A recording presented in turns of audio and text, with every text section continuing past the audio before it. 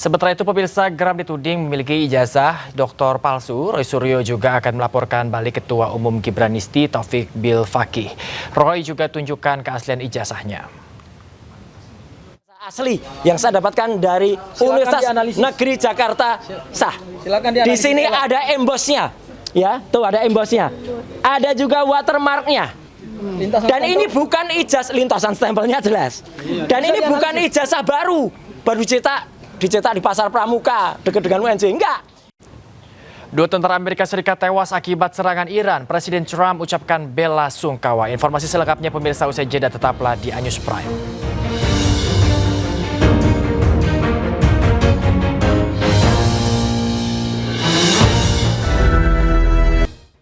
Beralih ke informasi lain, pemirsa, pra-peradilan kedua Roy Suryo ditolak Hakim Tunggal Pengadilan Negeri Jakarta Selatan. Hakim menilai Roy Suryo sengaja menunda-nunda pokok perkara dengan memecah satu persatu pra-peradilan. Menimbang bahwa berdasarkan seluruh uraian pertimbangan di atas, maka permohonan pra-peradilan pemohon sudah tidak relevan lagi, sehingga sudah sepatutnya dinyatakan ditolak untuk seluruhnya.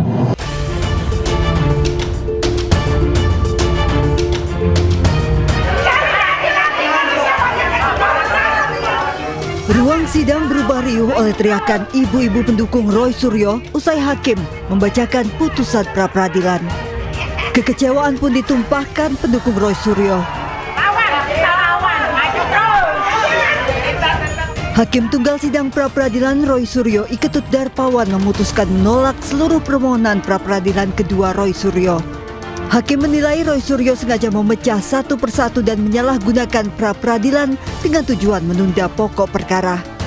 Dengan demikian penetapan status tersangka Roy Suryo sah.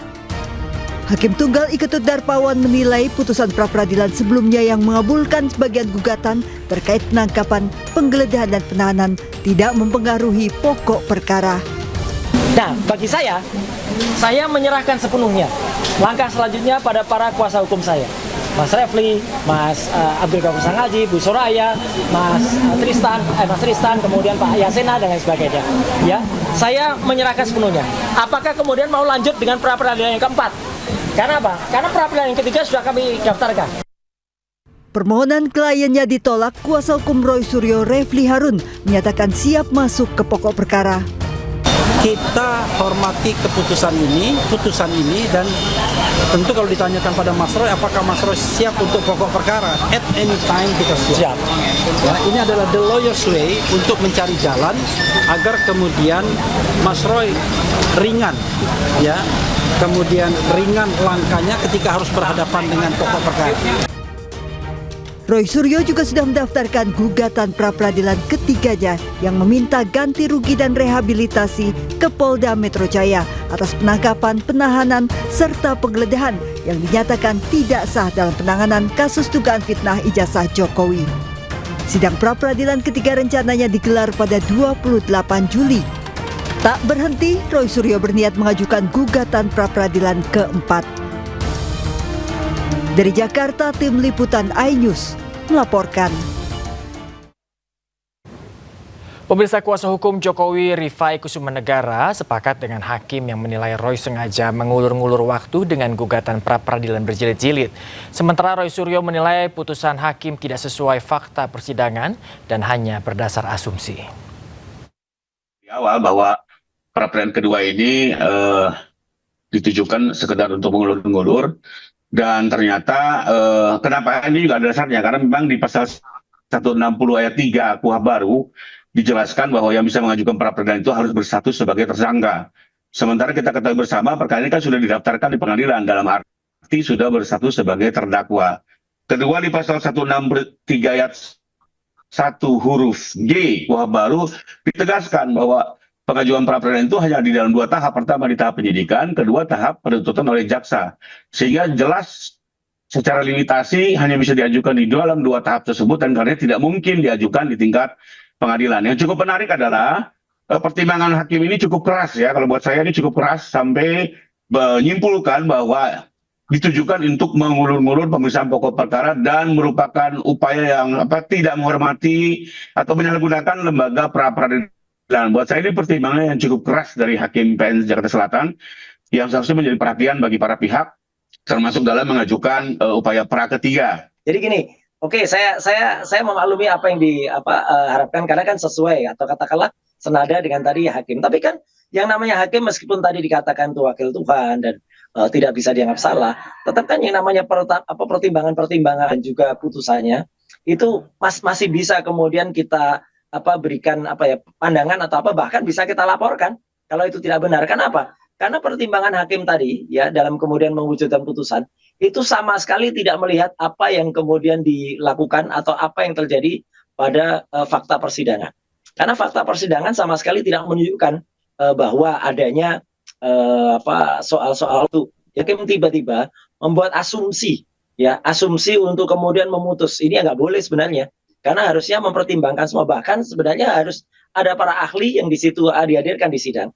Itu harus ditanya pandangan dari ahli itu apa, baik ahli dari pemohon maupun ahli dari termohon. Tidak kemudian menggunakan asumsi sendiri seperti ini. Nah, kalau menggunakan asumsi sendiri seperti ini, nah ini bisa juga kemudian nanti kalau ada masyarakat yang kemudian mempertanyakan, bahkan mengadukan hakim ini ke KY misalnya, ke Komisi Yudisial. Itu mungkin saja. Karena apa yang tadi disampaikan, itu kayak jaka sembung Mbak gitu, jaka sembung Mbak Golok, jadi sama sekali nggak nyambung dengan fakta persidangan. Kita tunggu saja deh nanti langkah selanjutnya. Tapi yang jelas, pra-peradilan yang ketiga, itu sudah menjadi konsekuensi dari putusan pra-peradilan yang pertama. Jadi kalau ini kemudian ditolak, nah ini malah lucu lagi. Jadi artinya buat apa lembaga pra-peradilan? Kalau kemudian pra-peradilan itu dikhususkan untuk menguji. Roy Suryo lagi-lagi ajukan pra-peradilan terkait kasus ijazah Jokowi. Pra-peradilan ketiga Roy berisi ganti rugi ke Polda Metro Jaya terkait penanganan hukum kasus ijazah Jokowi.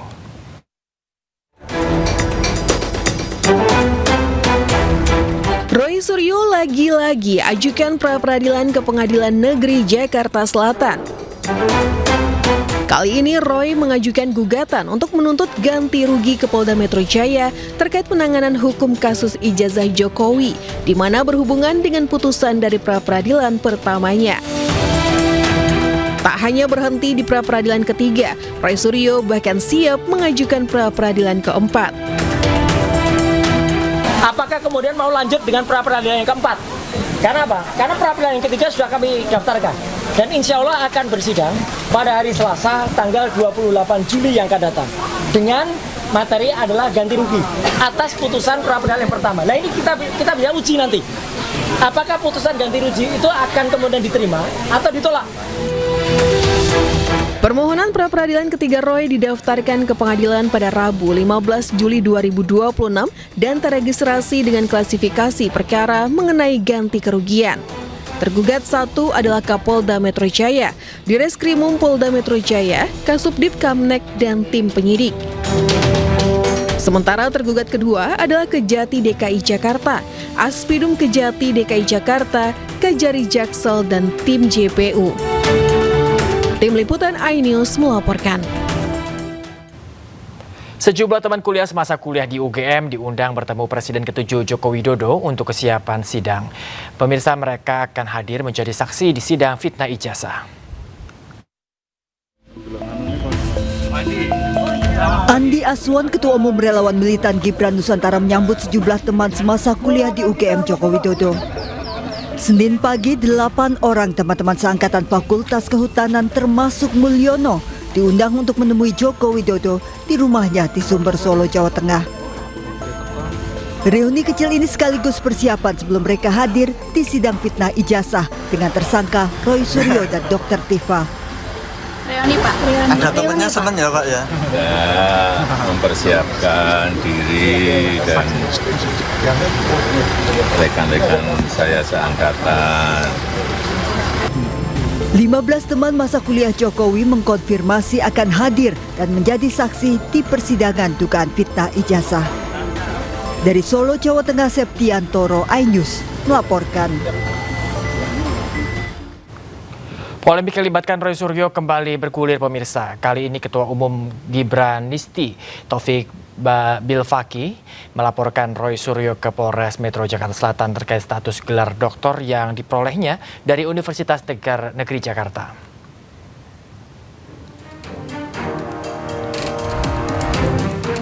Roy Suryo pernah berstatus sebagai terpidana dengan putusan yang ingkrah pada 2023, sehingga perlu ditelusuri apakah yang bersangkutan masih memenuhi syarat sebagai mahasiswa hingga memperoleh gelar doktor.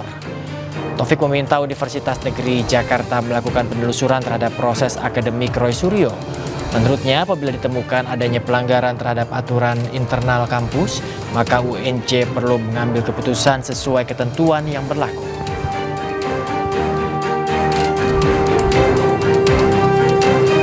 Kami tegaskan bahwa hari ini adalah rangkaian dari komitmen saya dan teman-teman untuk kemudian melakukan penelusuran terkait pelanggaran akademik yang dilakukan oleh saudara RS. Jadi ada dua hal. Pertama adalah pelanggaran akademik, yang kedua adalah pelanggaran terhadap tindak pidana. Nah, tindak pidananya beberapa hari yang lalu sudah saya laporkan, dan itu menyangkut dengan pencemaran nama baik, fitnah, dan hari ini juga sebenarnya berpotensi ada tindak pidana yang kami duga dan kami mungkin... Petugas kepolisian membentangkan garis polisi di lokasi rumah mewah yang roboh di Jalan Mustang, Medan Polonia, Kota Medan, Sumatera Utara. Sebelum bangunan ambruk, warga mengaku mendengar suara ledakan keras dari dalam rumah. Saat kejadian, bangunan berlantai 2 tersebut sedang direnovasi. Pemilik rumah tidak berada di lokasi, namun sejumlah pekerja tengah melakukan pekerjaan saat bangunan mendadak roboh. Akibat insiden ini, bangunan rusak parah dan sejumlah fasilitas serta kendaraan di sekitar lokasi ikut terdampak. Beberapa pekerja berhasil menyelamatkan diri, namun sebagian dilaporkan terperangkap di dalam bangunan. Abang kecampak nggak saat itu? Kecampaknya nggak bang, saya begitu langsung ada suara gitu langsung lari kami 6 orang. Tapi abang tuh kena luka itu bang? Iya, itu serpian kaca dari sana tembak kemarin. Nembak nggak bang ya? Bang, ada yang meninggal atau gimana bang? Pastinya di dalam itu ada sekitar 4 orang pembantu. Masih di dalam. Kasus pemerkosaan gadis 15 tahun di Kabupaten Sampang, Jawa Timur masih diusut. Polisi mengungkap adanya grup percakapan di aplikasi WhatsApp yang berisi 27 pemerkosa korban.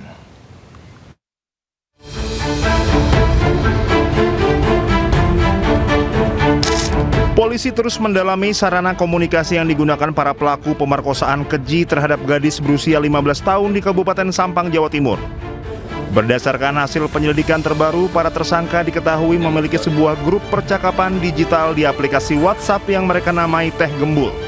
Kapolres Sampang AKBP Hartono membenarkan bahwa komunikasi antar tersangka terjalin dan tersambung melalui grup WhatsApp tersebut. Ia menegaskan wadah komunikasi itu memang sengaja dibuat oleh komplotan para pelaku.